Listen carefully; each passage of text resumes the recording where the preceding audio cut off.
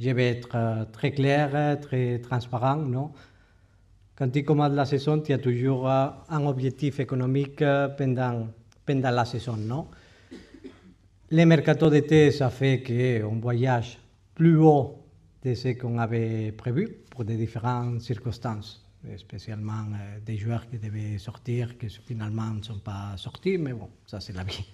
Dans le club de football, ça rentre dans la normalité, donc pour nous, le mercato de janvier, ça doit être une situation dans laquelle tenir le niveau de compétitivité de l'équipe qui s'est incrémenté vis-à-vis de la saison dernière, et chercher d'alléger un peu les coûts économiques du club, que la vérité aujourd'hui, c'est qu'on voyage plus haut de ce qu'on avait prévu. Si je dois être sincère et j'analyse un peu l'effectif, on voit que les postes dans lesquels on a rotation mineure, ça peut être d'avoir un joueur similaire en caractéristique à Mason, non?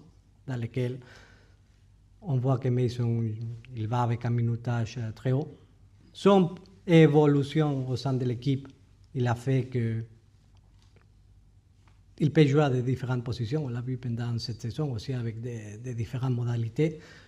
Donc, dans un point de vue holistique, et en disant très clairement que l'objectif, quand même, est de chercher d'alléger un peu les coûts de l'équipe dans ce moment. S'il y a après des possibilités, en fois de faire cet exercice de responsabilité comme manager, je crois que dans ce cas, c'est nécessaire d'avoir ces joueurs offensifs en plus. Non, dans ce cas, je peux dire très clairement, non, il n'y a pas eu aucune conversation entre clubs.